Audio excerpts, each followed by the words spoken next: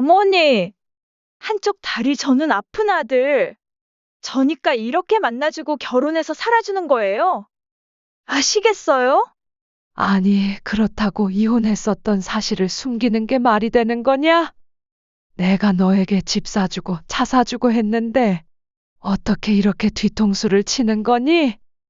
70대 여성인 신정숙 할머니는 어쩌다 며느리와 이런 대화가 오가고 있는 것일까요? 오늘의 사연 시작합니다.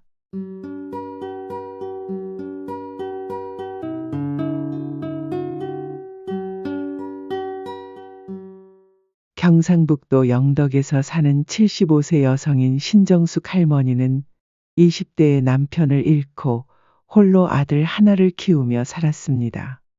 평생 동안 고생만 하다가 마침내 행복이 찾아온 줄 알았지만 이 행복은 아주 찰나의 순간이었습니다. 신씨 할머니의 삶은 어린 시절부터 기구했습니다. 경상북도 영주의 한적한 산골에서 5남매 중 막내로 태어났죠. 아버지는 정숙 씨가 태어날 때 전쟁 중 끌려가 돌아오지 못했습니다. 그래서 아버지의 얼굴은 사진 속에서만 만날 수 있었고, 어머니는 혼자서 5남매를 키우며 간신히 가난한 살림을 꾸려나가는 힘든 집안이었죠. 시간이 지나 정숙 씨도 중학교를 졸업하고 농사일을 도왔지만 살림살이가 나아질 기미가 보이지 않았습니다. 도시에 살았다면 공장이라도 들어가 일할 수 있었을 텐데 태어나서 한 번도 영주 산골짜기를 벗어난 적 없는 신씨였습니다. 그저 나이가 차면 부모님이 정해주신 사람과 결혼을 하고 이렇게 살아가는 게 정숙 씨는 운명이라 생각했습니다. 정숙 씨는 20살도 되기 전에 한 번도 만나보지 못한 영덕의 어부와 결혼하게 되었습니다. 미안하구나. 우리 정숙이 남편 말 잘 듣고 잘 살아야 한다. 어머니는 울며 남편을 따라 길을 나서는 어린 정숙 씨를 꼭 안아주셨습니다. 영덕은 이제는 관광지가 되어 많은 사람들이 찾고 고속도로도 생겼지만 그때는 완전히 고립된 어촌 마을이었죠. 처음으로 살아본 바닷가의 새 생활은 정숙 씨에게 정말 쉽지 않았습니다. 남편이 바다에 나갈 때는 사고가 나지 않을까봐 마음을 졸였고 생선 손질이나 통발 손질 같은 일의 강도는 농사일과는 비교도 안 될 만큼 힘들었습니다. 정숙 씨의 남편과 시아버지가 함께 대게잡이 배를 타고 한 번 나가면 며칠 후에 돌아오는데 그 사이 젊은 정숙 씨는 뜬 눈으로 밤을 지새우곤 했습니다.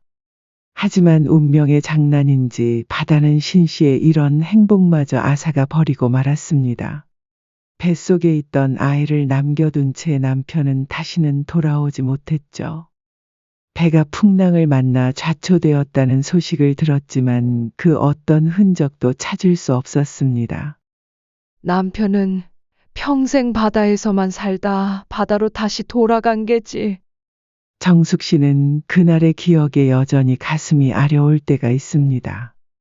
그렇게 정숙 씨의 뱃속에 아들만 남기고 떠난 남편을 원망할 겨를도 없이 아이를 위해서만 살았다죠. 아들을 업고 새벽같이 어시장에 나가 생선을 손질하고 닥치는 대로 일을 했습니다.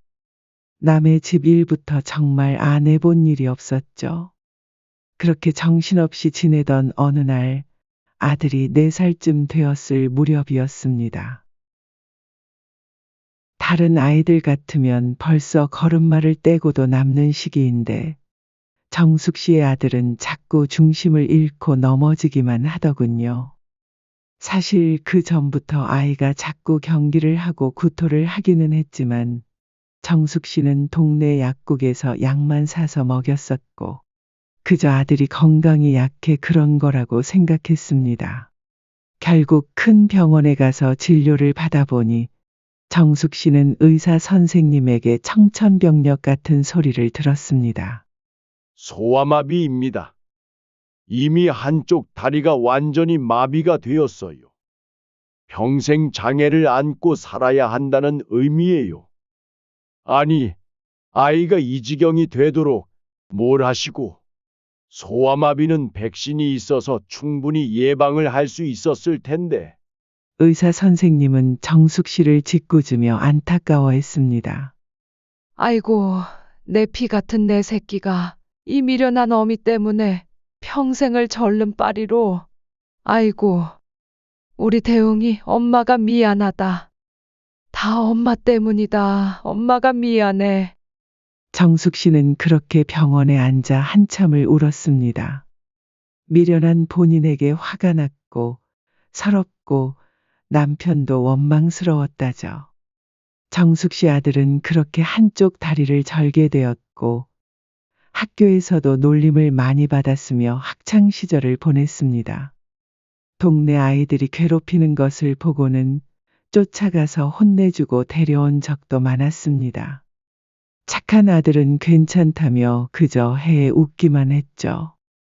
차라리 울고 악다군이라도 썼으면 정숙 씨의 마음이 그리도 시리지 않았을 텐데 장애가 자기 탓도 아닌데 그 어린 것이 모든 것을 다 감내한다는 표정을 지으며 웃고 있으니 정숙 씨는 마음이 찢어졌습니다.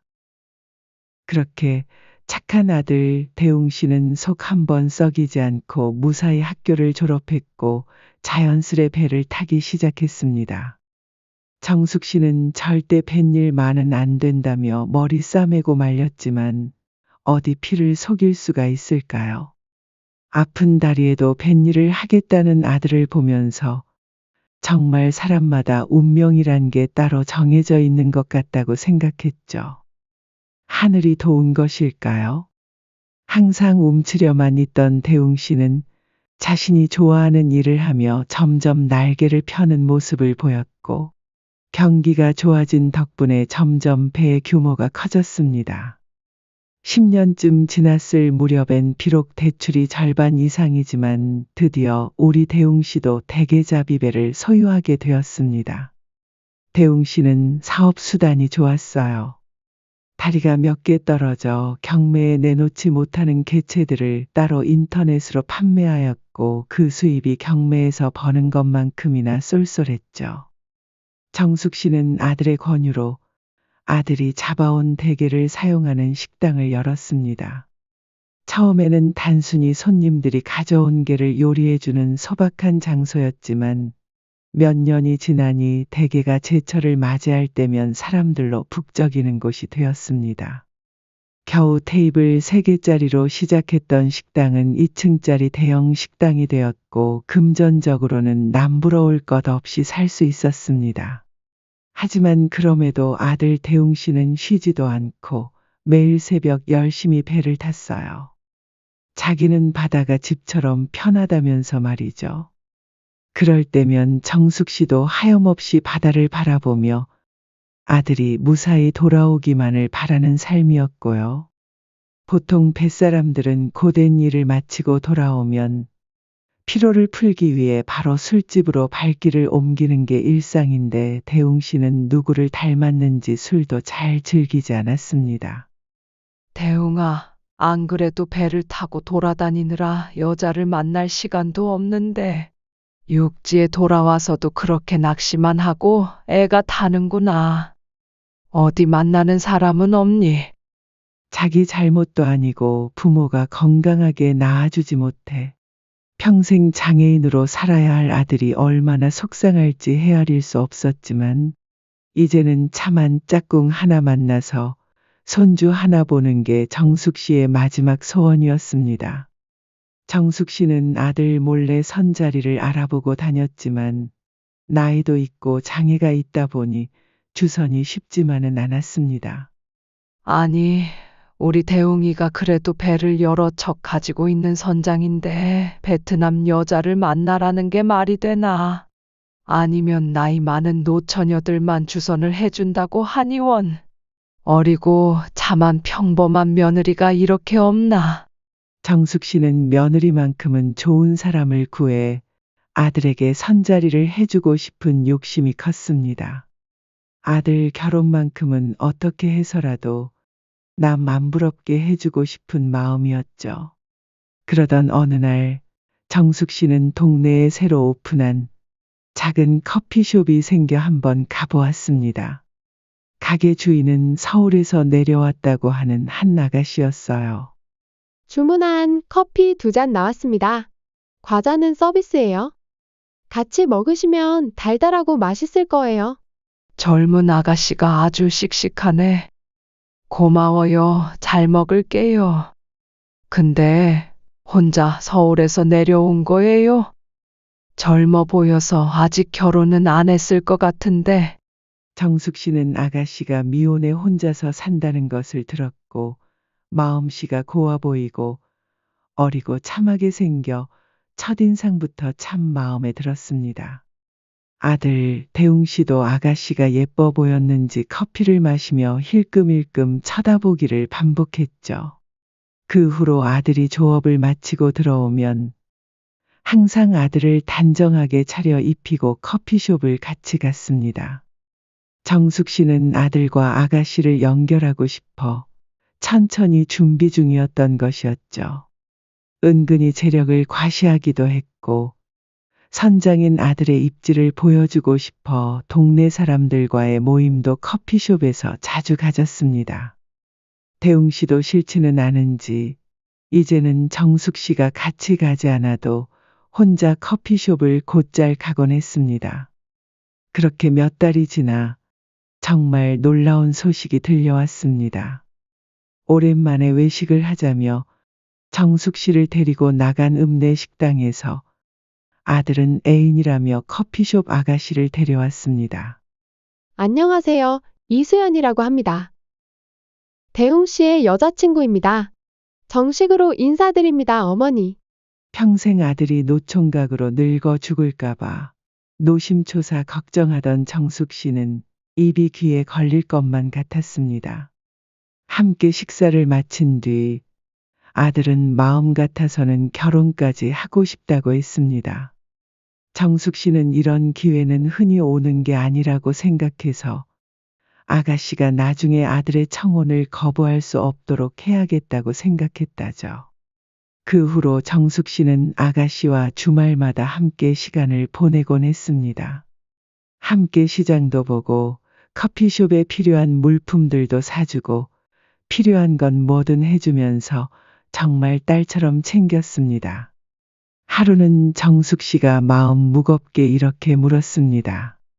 아가, 아무리 내 아들이지만 우리 대웅이는 다리도 불편하고 나이도 많은데 괜찮겠니? 이제 결혼도 생각을 안 할 수 없는 나이잖니. 아가씨는 대웅 씨가 너무 착하고 자신에게 잘 대해줘서 좋다고는 하지만 결혼이라는 단어에 약간 머뭇거리는 듯해 보였습니다. 아가씨는 월세살이에 커피숍 차릴 때 사용한 대출금 등을 생각하면 아직 금전적으로 준비가 덜 되어 그런 것 같았죠. 결혼이란 게 준비가 되어 있으면 별거 아니란다.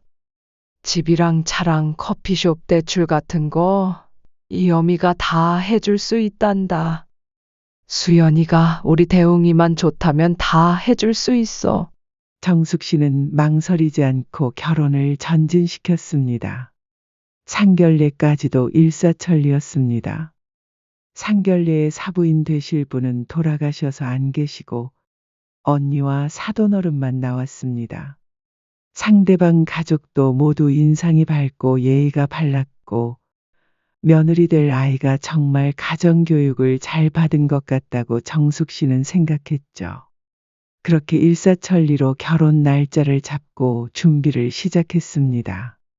대개철이 지나면 식을 올리기로 하고 예비 며느리인 수연 씨 명의로 아파트를 얻어주고 월세집에서 나오도록 해줬습니다. 자동차도 사주고 커피숍 대출금까지 다 갚아줬죠. 아파트도 영덕에서 제일 좋은 신축 아파트였습니다. 정숙 씨는 할 수 있는 모든 것을 해주고 싶었습니다. 아들과 결혼해서 잘 살아준다면 모든 걸 다 줘도 아깝지 않을 정도였으니까요. 그러다 보니 결혼식 날이 다가왔고 아들이 드디어 장가 간다는 생각에 정숙 씨는 밤잠을 설쳤습니다. 그런데 결혼식 날 보니 착하고 조신한 며느리와는 달리 며느리 친구들은 옷차림이 신경 쓰여 마음이 안 들었습니다. 그래도 며느리 같은 사람이 없다 싶어 손님들을 잘 맞이했죠. 마을 사람들이 다 대웅 씨 장가 간다고 축하해줘서 그야말로 정신없는 하루였습니다. 그러다 정숙 씨는 소변이 마려워 화장실을 갔는데 한복이 어찌나 불편한지 겨우겨우 이를 보고 나오려는 참이었습니다. 그때 세면대 쪽에서 몇몇 여자들이 수군거리는 소리가 들렸죠. 이소희 쟤는 저 드레스 몇 번째야? 몇 번을 입어서 그런지 점점 더 자연스러워지는 것 같네. 저번에 간통으로 교도소 갈 뻔한 것까지 포함하면 이번이 세 번째라고 봐야지. 작년에는 전 남편 빚 때문에 돈을 여기저기서 빌리더니 이번엔 몇 년이나 가려나 모르겠다. 야, 근데 이소희 이번 남편은 돈이 많대. 완전 알부자래. 그래서 그 빚쟁이 전 남편 정리하고 이 집에 완전히 빌붙어서 잘 살 거라고 하더라. 이제 자기 과거 싹 지운다면서 말이야. 우연치 않게 이소희라는 여자의 이야기를 듣게 된 정숙 씨는 속으로 저 며느리를 맞는 집은 참 불쌍하다는 생각을 했습니다. 괜히 며느리가 될 수연 씨가 더 이뻐 보였죠. 정숙 씨는 다시 식장으로 돌아가 예식을 마치고 패백을 준비하고 있는데 며느리의 가방이 눈에 띄었습니다. 신혼여행 갈 때 쓰라고 돈 좀 더 챙겨주려 몰래 지갑에 넣어줄까 싶어 지갑을 열었죠. 그런데 지갑을 연 순간 정숙 씨는 눈을 의심했습니다. 며느리 면허증에는 떡하니 이소희라는 이름이 적혀 있었습니다. 화장실에서 그 여자들이 수군거렸던 그 이름 말이죠. 아닐 거야, 아닐 거야. 정숙 씨는 몸이 떨렸습니다. 그런데 그때 며느리는 결혼식장을 나가려는 친구들을 배웅하고 있었습니다. 그 친구들은 정숙 씨가 뒤에서 오는 걸 몰랐는지 소희야, 결혼 축하해. 이번에는 꼭 잘 살아라. 알았지? 우리 간다. 하고 가려는 중이었습니다. 정숙 씨는 화가 머리끝까지 났지만 혹시 모르는 맘에 간신히 이성을 붙잡고 며느리를 둘만 있는 신부 대기실로 데려와 이야기를 꺼냈습니다. 너 원래 이름이 이소희야? 이번 결혼이 세 번째라는 게 사실이니? 그리고 간통까지 했다는 게 정말이야? 난 믿을 수가 없구나. 며느리는 깜짝 놀라서 아무 말도 못하고 있었습니다. 정숙 씨는 화가 나 며느리의 뺨을 때렸죠. 어떻게 너가 이럴 수가 있어? 이거 사기 결혼 아니냐? 며느리도 뺨을 맞고 나서는 화가 났는지 정숙 씨에게 대들기 시작했습니다. 어머니, 한쪽 다리 저는 아픈 아들. 저니까 이렇게 만나주고 결혼해서 살아주는 거예요. 아시겠어요? 아니, 그렇다고 이혼했었던 사실을 숨기는 게 말이 되는 거냐? 내가 너에게 집 사주고 차 사주고 했는데 어떻게 이렇게 뒤통수를 치는 거니? 어머니, 그래서 말하고픈 용건이 뭔데요? 받은 집이라도 다시 돌려주길 바라세요? 그럴 일 절대 없습니다. 이미 집은 제 명이라고요. 계속 이런 식으로 나오시면 저 대웅 씨랑 이제 결혼식 끝났는데 여기서 바로 이혼할 거예요. 알아서 하세요. 간통에 이력까지 있는 여자가 결혼을 2번이나 한 여자가 정숙 씨에게 이런 협박을 하니 정숙 씨는 그녀가 입고 있던 한복을 찢어버렸습니다. 그리고는 그 자리에서 정신을 잃었죠. 정신을 차려보니 병원이었고 거기에 아들 녀석이 앉아 있었습니다. 아들은 무슨 일이 있었냐며 묻지만 정숙 씨는 차마 가슴이 미어져 사실대로 말을 못했습니다. 나중에 알고 보니 며느리 이소희는 작년에 이름을 이수연으로 개명을 했었고 아들 대웅 씨를 처음 만날 때는 전 남편과 이혼한 상태도 아니었습니다. 대웅 씨와 만나면서 정숙 씨의 재력을 알고 나서 전 남편과 이혼을 진행했더군요. 게다가 대웅 씨는 이미 수천만 원 이상 그녀의 빚을 갚으라고 줬던 상태였다던데, 알고 보니 그 돈을 전 남편 불륜 이혼 비용으로 사용한 거였고요. 상견례랑 결혼식에 나온 사람들도 다 알바였다니, 요즘 시대는 알바로 이런 것까지 가능하다는 사실에 정숙 씨는 기가 찼습니다. 그것도 모르고 커피숍 대출금에 아파트랑 차까지 사주었으니 정숙 씨는 미치겠는 거였죠. 혹시나 며느리가 이혼을 할까봐 정숙 씨는 대충 얼머부리고 아들에게는 진실을 말하지 않은 상태라고 합니다. 여러분, 오늘 사연 어떻게 들으셨나요? 정숙 씨는 아직 아들에게는 비밀로 하고 있다고 합니다. 여러분이라면 어떻게 하실 것 같나요? 현명한 방법이 무엇일까요? 댓글로 생각을 나눠주세요. 여기까지 노후챙김이었습니다.